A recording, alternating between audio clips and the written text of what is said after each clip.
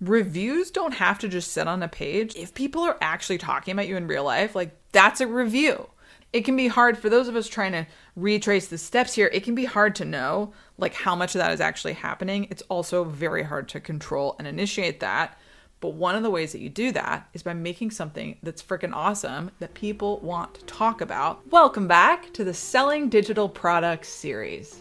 This week, we're talking about reviews. And not just any old reviews. You know you need to capture reviews. I know I need to capture reviews. We're going to talk about 6 different trends that I'm seeing in the digital product space and even in the membership and services space. When it comes to making reviews an active part of your marketing, something that's actually effective in driving sales. I made a lot of mistakes with this early on. I'm going to share a little bit about that. And I'm also going to talk about a couple examples where I realized how important this social proof was and why I'm prioritizing it now. Last week, we looked at 2 service providers who are successfully selling digital products, Jeff and Amy. Both of them mentioned reviews as part of their strategy. I'm Lex Roman. I empower creatives to make marketing bets they can win. And you're tuned in to the Low Energy Leads Show.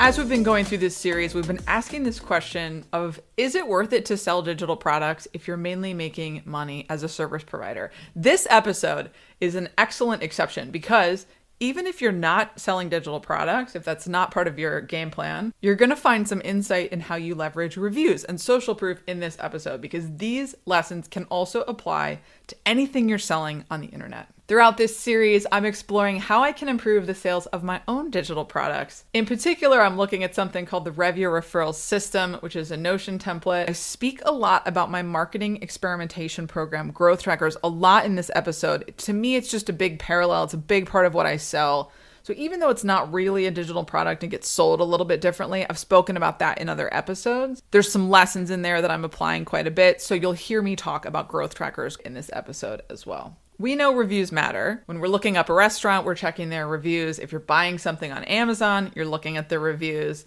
We're getting asked for reviews by all businesses that we ever grace their doorstep. It's non-objectionable that you need reviews. I don't need to make the case to you that you need reviews. But I do think there's a spectrum of what makes an effective review, a review that actually drives sales. And what I've noticed in my research when I'm looking at people who are selling digital products successfully, or even selling memberships successfully, is that every single one of them, when they're reporting their income, they also have a ton of reviews. I noticed a big difference in how I was capturing reviews and how they capture reviews. I've corrected some of this over the course of my business, but when I started my business, I made a lot of mistakes with reviews. One of the mistakes was not providing proper prompts. And so I would get back these generic reviews, right? My clients would say things like, I love working with Lex. Lex was awesome. These are generic reviews that generally aren't helpful and they don't help someone make a buying decision. So while they showed that someone had hired me, they didn't really tell a prospect why they should work with me. Another mistake that I made is that I tried to use a platform that was really more for brick and mortar. I started with Google reviews. I also tried Yelp and Trustpilot, and I found that these platforms were somewhat hostile to online business owners. Yelp and Google would hide reviews from me, or they would not approve reviews. And Trustpilot does this thing where if they don't believe you're a customer of the business, they'll like harass your clients to prove that they are a customer of your business. So all of those platforms have been ruled out for me. I think they're still relevant if you have a local focus. If you have a storefront, they can still be relevant for you. For me, I'm an internet business, so I'm not bothering with those anymore. I'm now using a tool called Senja, which we're going to talk about a bit in this episode, and I've done other episodes on Senja. Senja is much more friendly for online businesses, for creators. It is designed for us. And it also pulls in reviews from all those different platforms. So if you have reviews all over the place, as I do, you can still capture them in Senja. So the first time that the impact of reviews landed for me in my business was when one of the growth trackers referred a friend into our program. And specifically, that new member reached out to me and told me what that growth tracker had said. Now, this wasn't a traditional review, right? This growth tracker hadn't said this thing online. They had said it one-on-one to this new member, but that prospective member had quoted it back to me, right? Because it was the same working mechanism that we're talking about here. They had heard the words from this growth tracker one-on-one, And that led them to be interested in our program. It was essentially a review, a personalized review that person had received. And it made me realize that I wasn't properly capturing the experience of the growth trackers in any of our sales materials. This was cemented later when I had a growth tracker offer to speak to a prospective member one-on-one. Similarly, that new member came in completely sold by the existing member's words. Now, this is a heavy lift. It's a big lift to ask my members to speak to new members on my behalf. It is something that we're doing on the growth tracker side. On my membership side, we have a page of existing members and you can speak to an existing or an alumni member. And this is a bit of a shortcut for me because I don't have sufficient reviews for growth trackers in order for it to sell itself from the landing page. People still need to talk to me. They still need to talk to members. And that is a big lift. It's a big lift for my members. It's a big lift for me. So I want to move away from that. I want to get our social proof into a place where it can work on our behalf and we don't have to have a conversation with every single prospective member, that they come in a little bit more sold. On the selling digital product side, I've already mentioned when Abhishek told me that the 100 plus downloads of my Stay Booked roadmap made a difference for him in purchase. That is a piece of text using Essential widget that's on top of my Gumroad page. He messaged me to tell me that 100 plus downloads was what got him over the edge. I also had an experience at a local meetup where Brandy Tanner, shout out to Brandy, said something out loud about my Stay Booked roadmap. And after I went home, 2 members of our meetup had purchased the roadmap. So these experiences where people have said things on my behalf, whether or not it was actually captured as a review, is selling me on reviews and their impact. People need to hear from more than just me that these things are valuable. And they need to hear them in very specific ways. There's a lot to pay attention to when it comes to how these reviews are being delivered. We're going to talk today about how to capture reviews in a more dynamic and impactful way. And we're going to talk about how to use reviews. We're going to do that in reverse. I'm going to start with 6 ways to use reviews to sell your digital products. And then I'll talk about how to capture those reviews. When it comes to using reviews, this is where many of us fall down on the job. I know I do. We capture the reviews. It was so much work to execute the project or do the digital product or do the launch, get the review, that we're like brushing our hands off at the end of that. We slap it up on our website. We totally forget about it. In order for reviews to be effective, we have to use them, and we have to use them over and over again. So there's 6 trends that I'm seeing when it comes to using reviews. And I'm going to walk through an example or a couple examples for each of them. The 6 review trends I'm seeing with digital products are the wall of love, the loved by this many, social media shoutouts, real screenshots, real numbers, sporadic quotes, and the hidden plug. So the wall of love, aka slam them with social proof, is exactly what it sounds like. It's when you load up a bunch of reviews in a wall, so to speak, review after review, you sort of tessellate them on the page so people can see you have a lot of customers and a lot of happy customers. One of the examples I was looking at for this is Adam Danaway's Practical UI book. This is a book that he sells for $79 US. Adam's based, I think, in Australia. And on his landing page, Adam has an endless wall of love. When you load up the landing page, it's actually towards the bottom. And with some of the other examples we've seen, it's much higher towards the top. We spoke about Justin Welsh's landing page where it's like rotating in the top carousel. But in Adam's case, what's impressive about it is that it's kind of endless. You load it up and then there's an option to load more, and you can just load more and load more and load more. Now, I have no idea how many reviews are actually in this wall of love, but it appears to be endless. So it really looks like everyone and their mom has downloaded and read Adam's book, Practical UI. Another thing that's really cool about this wall of love is that it shows us the face, the name, obviously the handle, but also the source of this review. And it's collected from all over the internet, which also gives this air of everyone's talking about this book. So there's icons of Twitter, of LinkedIn, there's icons from Product Hunt, there's icons from Gmail. So it sort of gives this idea that like everyone is having this conversation about this book, and like there's a little bit of FOMO happening with this wall of love. Now there's lots of ways to do the wall of love, and Senja has a tool for this too. You can create a standalone page for your wall of love, which is something that I've done. And you can also embed these wall of love widgets in your landing pages. I think what's really effective about the wall of love is when you really are slamming them with social proof. So to me, there's got to be like a minimum set of reviews that makes this effective. It starts to be effective maybe at like 10, 20, where it's like really giving that air of everyone is talking about this. Why don't you have it yet? And I think what's interesting about the Wall of Love is that it really is more of a quantity game and not a quality game. If you have notable buyers, you maybe want their names. I noticed that with digital products, if there's any name recognition or logo recognition, someone works for a fancy company, that is front and center on the reviews. But in the case of the Wall of Love in general, it really just feels like slam them with what you got. Give them everything you have. And it's more of a numbers game. It's just indicating that a lot of people have done this thing. And so you're in good company. Adam is also using the loved by this many mechanism. The loved by this many is what I'm calling that widget that you'll see at the top of pages. You'll see this even on Amazon and on Etsy, where it says loved by X amount of customers, used by X amount of customers. It's usually got faces with it or stars with it. In Adam's case, we're using both faces and stars. Now, this is a widget that you can plug in. Senja has a widget like this. This is the same widget that I used that Abhishek pointed to, where I said over 100 people have downloaded this. And you'll notice that some of the platforms actually prioritize this or highlight this on your behalf. So Gumroad, the platform that I use, they highlight this on our behalf. They'll show both how many ratings you have, and they'll also show how many sales you have. You can toggle the number of sales on and off. So you can decide, I want to show how many people have bought this or not. And we see the number of ratings in the Discover view. So for those of us that are using platforms like Gumroad, like Etsy, like Creative Market,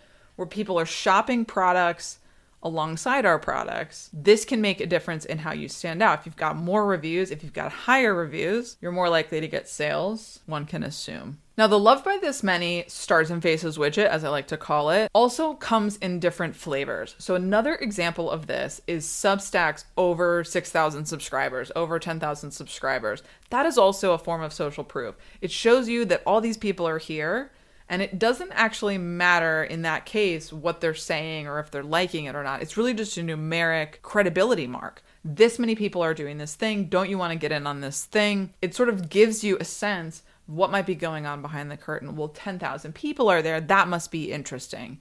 And we saw Justin Welsh uses this a lot. We spoke about Justin a couple episodes ago. So he uses the Faces and Stars widget, and he also says numerically he's got over 20,000 students, which I think is just impressive. No matter what you're selling, that's just an impressive number. And so the Stars and Faces widget, the Loved by This Many widget, is really just indicating popularity. And popularity can help, as we know from our days in high school. Okay, the third mechanism we're talking about here is social media shoutouts. We spoke about this last week with Amy Santee when she talked about one of her customers enthusiastically taking to LinkedIn and singing her praises about something that she just bought from Amy. Social media shoutouts can go both ways. They can come from you or your customers. Obviously, it's great when your customers can take to social media and sing your praises. That is something that you can prompt them to do. But social media shoutouts can also be effective from you. And I saw two examples of this I want to share with you. One of them is from Josh Spector. Josh runs something called Skills Sessions. They're one-off workshops,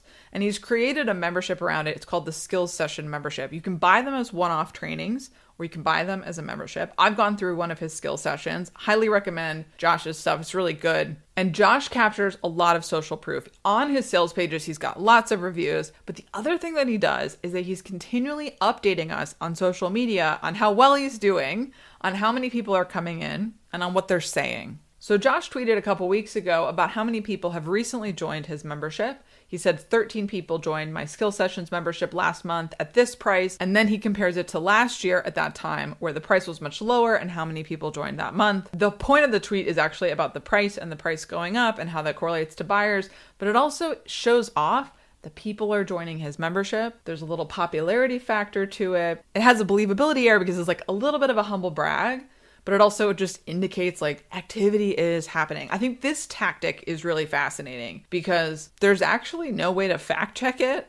Like, we're just taking Josh's word for it, but we believe him because he's a notable creator. He's got 40,000 plus folks on his mailing list. Like, he's been around, people trust him, but these self-reported numbers and the way that that can continually build your story, it's possible that's planting a seed in the back of his subscribers' minds that people are taking Josh up on the skill session that's still relevant, that it might be something they want to participate in, and especially if they're worried about the price going up. Josh uses social proof in a lot of ways, actually, not only just statically on his website, but also he does a lot of interactive content with his members. Well, he'll interview them or he'll coach them on the air, live on YouTube. And there's just always so much community coming forward in Josh's content, which again, adds to the sense that there's a little bit of FOMO. You're missing out if you're not participating in this, that a lot of people are getting in on this. And while you sit on your hands and wait to join, the price is going up and other people are getting this value. Another example of the social media shout out that adds credibility but is coming from the creator is Jay Yang.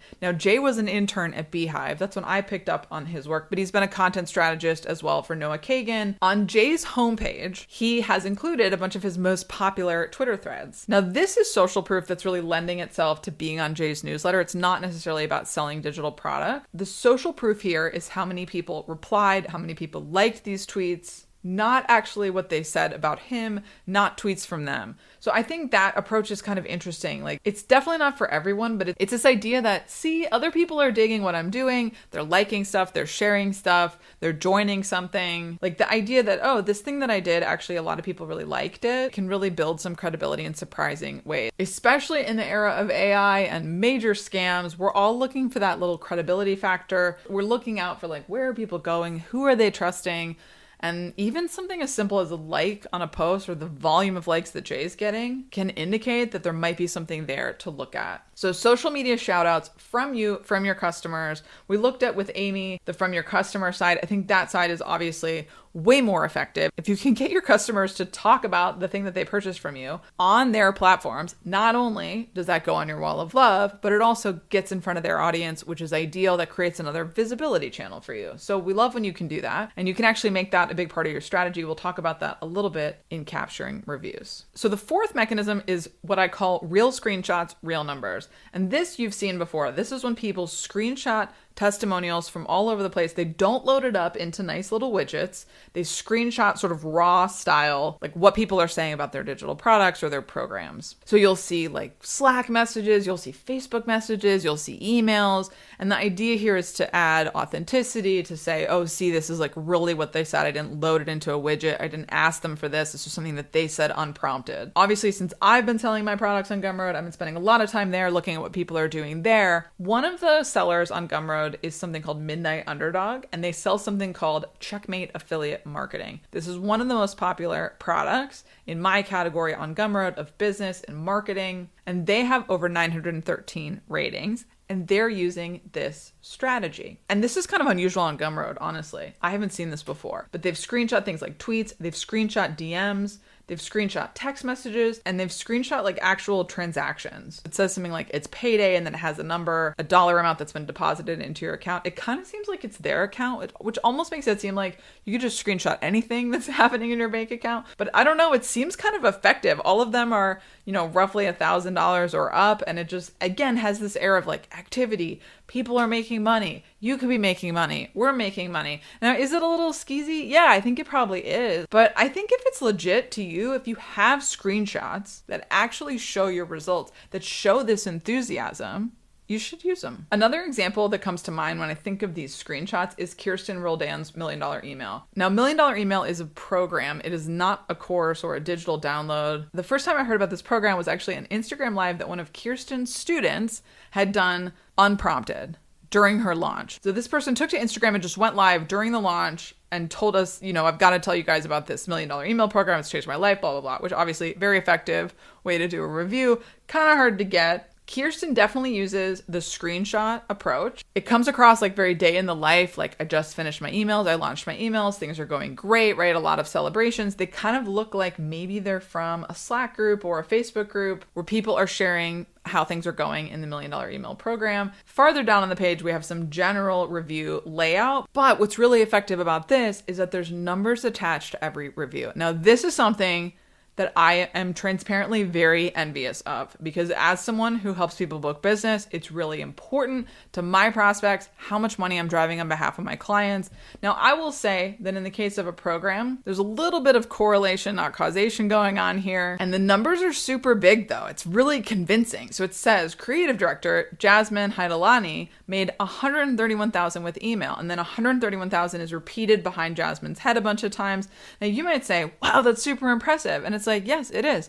But it doesn't say Jasmine made $131,000 with $1 Million Email, the program that you're purchasing. It says that she's making this money with email. And when you read the fine print, there's a little bit, more to that. But I think that it's effective nonetheless, right? It just slams you with the numbers. It slams you with the screenshots. It slams you with everyone's success story. Real screenshots, real results. This is honestly one of the most effective review pages that I have ever seen. I think when you can show a result in very tangible, objective, so to speak, ways, it speaks volumes. And when you have the numbers that Kirsten does, she's got, I think, at least 30 people on this page with their success. She's got loads of screenshots. The majority of this sales page is reviews. It's also very clear to me that Kirsten and her program operators have set up their prompts to solicit this exact metric. They want to know how much money people are driving through email because their program is called $1 Million Email, and that is the result that they're driving. And so they want people to speak to that result in their reviews. That's how the review page is set up, and they're clearly prompting for that somewhere along the lines with their clients.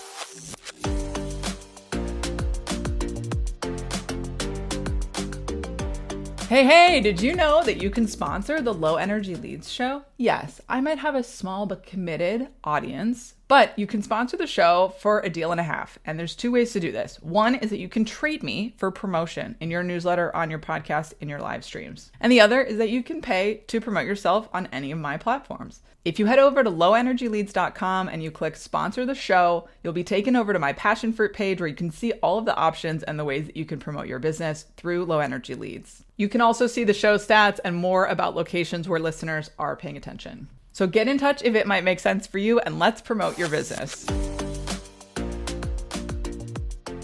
Fifth tactic here, sporadic quotes. Now this is probably the least effective way to use reviews, but I wanted to mention it because it is something that I do see where you sort of pepper quotes throughout your sales process, throughout your sales pages, anywhere that you're talking about what you're doing. You can pepper them into your emails, you can pepper them into your social media. So the example that I have here is Liz Wilcox. Liz sells a bunch of digital products, a bunch of trainings, a bunch of templates. She also has a popular membership called the Email Marketing Membership, where she does a weekly template and swipe copy. On Liz's storefront, she uses a review on almost every product. This is very lightweight, feels very doable to me.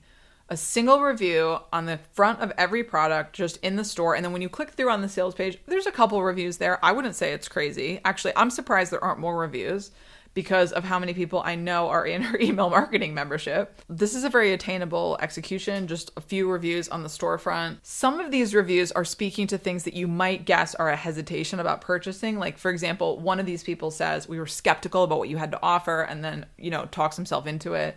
And one thing I want to add about Liz's digital products, if you're thinking about selling digital products, is that a lot of these are just workshops she held that she's reselling, which is probably a really underutilized strategy in the service provider space. I know, I was literally thinking about this on my drive to work today. I was like, Lex, you do run 7 workshops a week. You could probably sell some of those as trainings, as one-off trainings. And so both Josh Spector and Liz Wilcox are doing this. And so in that way, they have these really easy paths to reviews because they have all these people taking the workshop at once, especially if you're running it live. And so in Liz's case, she's using the workshop attendees' quotes as reviews on the page to encourage you to purchase that one-off training. Now, I have a theory about Liz and what's happening in her business, which brings me to mechanism 6, also called the hidden plug. Liz has people talking about her in all kinds of spaces. I've heard about Liz, I swear to God, everywhere. Every community I've been in, when I've gone on retreats, when I've spoken to my referral partners, I've had clients talk to me about Liz. Like, I've heard such good things about Liz. I think that a lot of people are talking about Liz, which sort of goes back to the stories I shared at the top of this episode, which is that reviews don't have to just sit on a page. Like, if people are actually talking about you in real life, like, that's a review. That's a review. It's a real life review. It is the hidden plug. It can be hard for those of us trying to retrace the steps here. It can be hard to know like how much of that is actually happening. It's also very hard to control and initiate that. But one of the ways that you do that is by making something that's freaking awesome that people want to talk about. And this actually brings me to a little sneak peek of my lessons with the review referral system, which is that I'm learning that it is not awesome because I've shown it now to several people. I've had some beta testers in it. I've had some early adopters. And no one is like, wow, Lex, this is awesome. Now, I had a much better reaction to the Stay Booked roadmap, which is perhaps where that has sold a lot better. But that's sort of fundamental. You've got to have something awesome. And if you do, it makes this social proof part a whole lot easier. I want to give an honorable mention to Kieran Drew. Kieran uses a lot of the different mechanisms that we spoke about, and his sales page is super effective. He shared a bunch of his sales numbers from selling his course, High Impact Writing, all over Twitter. He's using most of these mechanisms. He's got walls of love up the wazoo. He's got this many people are doing it. He's got the live screenshots. He's got social media shout outs. He's got boatloads of affiliates, which is one of the things that he credits with how much he's sold this course. He's a really good example of somebody who's leveraging the crap out of reviews. So I'm going to link his landing page in the show notes for you to check it out. So using reviews, there's lots of ways to do it. 6 of the trends we talked about today: the wall of love, the loved by this many, also called the stars and faces widget, social media shout outs, real screenshots, real numbers, sporadic quotes, and the hidden plug. You might be wondering, okay, sounds great. I'm sold. I've been sold this whole time, Lex. How do I capture the reviews, right? It's super hard to ask for reviews. People don't leave them. They leave bad reviews. I get it, because the other day I asked someone for a review for something that I did for free, and they left me a very generic review that was like, I love Lex. She's so awesome. And it was just like, you guys, you're killing me. It kills me when a small business owner does that, because it's just like, this doesn't say anything. You use so many words to say absolutely nothing about me. You know, this looks like it came from my next door neighbor. When it comes to capturing reviews, there's 4 things that I'm thinking about here after focusing on this and making it a big part of my mission on the growth tracker side, and then a smaller part of my mission on the selling digital product side. The first thing when it comes to capturing reviews is you've got to automate as much as possible. This is tricky, right? Because you want to make sure that you're not asking for a review that someone already gave. So you don't want to automate a sequence that can't tell whether or not that person actually took the action that you wanted them to take. If you have some kind of offboarding sequence, for example, when you purchase the Stay Booked roadmap, it used to be the case that you would receive an email sequence after purchase. The Stay Booked roadmap has 7 steps in it. So you would get 7 emails, 1 for each step, helping you implement that step. And then the 8th thing would be a review for the product. Now, I cut this out when I moved to Beehive. Long story short, I was like, I'm getting rid of sequences. But an offboarding sequence, or a post-purchase sequence, as you might call it, is a great way to automate reviews. And what I might do is load in automatic reminders on those reviews, because we know that a lot of people are going to ignore that. In fact, in my experience with the Stay Booked roadmap, most people ignored it, and I had to chase some folks down for reviews. So loading in maybe like a couple reminders could be good. And I think with digital products, like, it would be ideal if it would just know, oh, this person already took this action. But you could do one of 2 things. You could say, if this person has clicked on the button, don't send them the follow-up, right? We don't know if the person clicked, actually did the review, but we can make a guess that maybe they did. So we could just take them out of the follow-up. Most people are not going to click, right? So most people are going to get the follow-up, and we know for sure those people didn't leave the review. The other thing that you can do here is like quarterly reminders to yourself to get reviews on all of your digital products. One thing that I've noticed with the Stay Booked roadmap and some of the other things that people have got from me in the past is that they don't always implement them right away. And so they don't want to leave a review because they don't have anything to say yet. So what I've been doing with the growth tracker side of my business is I've been doing just like a roundup of reviews. So I recently got, I think, 14 members to leave reviews or approve reviews at once. So you could do that with your digital products too. So rather than doing a sequence, as I just described, once a quarter, you would set a reminder to yourself and you would say, hey, you got this product a few months back. Did you use it? Would you leave me a review? And you would sort of blast everybody at once. And there's a great trick to this in Senja where you can upload your whole customer list and invite them all at once to fill out a review form. And when it comes to the kind of reviews you're getting, This comes down to the way that you prompt people to leave reviews. This is super tough with digital products. When you're working with clients, you can often do this through a conversation. Maybe you even do a case study with them. So you can sort of get them to realize some things about your work together, or even capture something in the moment when you guys are on the phone, something that they're excited about, an exciting result that you have during the process. I think this is so much harder with a digital product, to get people to recognize the impact of your product when they're often the one to implement the actual thing. Like, that is super hard. So this comes back to using the right prompt. Senja has a free resource on their website. It's called Testimonial Questions. So if you go on their navigation under resources, go down to testimonial questions, you'll see in there a library of the kinds of questions that they find effective for people to actually provide quality testimonials. Now, what I'm thinking about here is the result that I'm promising with this digital product, right? In the case of the Reviewer referral system, I'm promising referrals, right? I'm helping people drive word of mouth. So I want to know how many referrals I've driven for them. And that's got to be the prompt for the review. If you don't have as transactional a result as I do, then you might look at something like hesitations or objections. And that's where Liz's example comes into play, where she's capturing some reviews where people were like not so sure about this thing, and here's what made them confident enough to purchase or attend the thing that she's doing. So you want to backwards engineer from that hesitation or the result side what that prompt should be. And this is a great area for testing, because when you put these out into the world, you'll see what people respond. And then you can either follow up with those people to try to get a better result out of that review, or you can just change the prompt up and say, okay, let's see, this didn't quite get the result that I need to improve this. Now, of course, you can prompt people to make social media shout outs. We spoke about in the Wall of Love that a lot of those reviews were actually public on LinkedIn, on Twitter, on Product Hunt. So you can ask people to leave those reviews in a public place. If you're going to do that, then what you're probably going to do is put your prompt in an email. Maybe this is something that you ask for gently. I would love it if you would shout us out on social media. Maybe it's something that you ask for more specifically. You give them a prompt, you tell them the platform. When it comes to capturing your reviews, you want to make sure they're all going into the same place, because you're going to forget if people are talking about you on different platforms, if they emailed you, if they texted you, you're going to forget that stuff. So you want to make sure you have a central database of all of your reviews. This is yet another reason why I love Senja. They are not sponsoring this episode. I'm just a big fan. And anytime anyone says anything about me, I pull it into Senja. I have over 50 reviews in Senja, and I don't display all of them, right? They're not all actively used. A lot of them are tagged with different things that I'm doing, and then I use them. I pull them into different widgets. Some of the widgets go on the Gumroad store. Some of the widgets go on the Growth Tracker side. But it's just great to know that they're all there. And anytime someone mentions me, I just quickly open Senja and I import it. They have an import tool where you can send it in from LinkedIn, Product Hunt, Twitter, all the platforms that we spoke about. So you can just import it right there, and then you can display it with that credibility marker that shows that it was originally posted by someone else. I think I spoke about Senja enough. If you haven't given Senja a try, you'll find the link to try it out in the show notes. There's a free plan that's very generous where you can set up forums and do some of the importing. But Senja's a bootstrap tool. I'm a big fan of the founders, Wilson and Ollie. So give them a shout if you try it out, and let them know you heard about it on Low Energy Leads. This is the last episode in our Selling Digital Products series, and I'd really love to hear from you.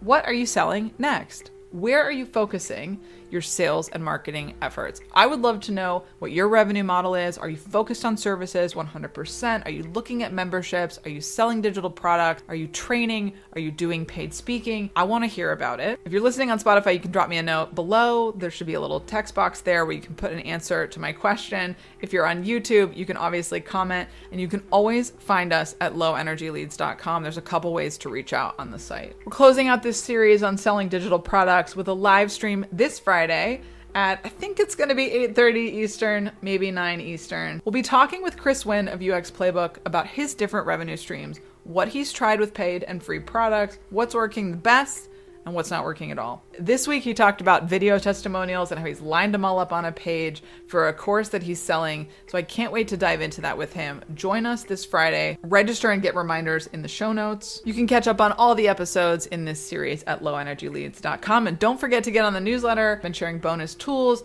and stories. Last week, I shared a spreadsheet of audience size calculator. So if you don't want to miss that stuff, get on the newsletter at read.lowenergyleads.com. Stay tuned here to see what we explore next. It will depend heavily on your feedback. And I love to hear from you, what you're doing, because it shapes what I decide to cover on the show. Until next time, keep your energy low until you know the value will be high.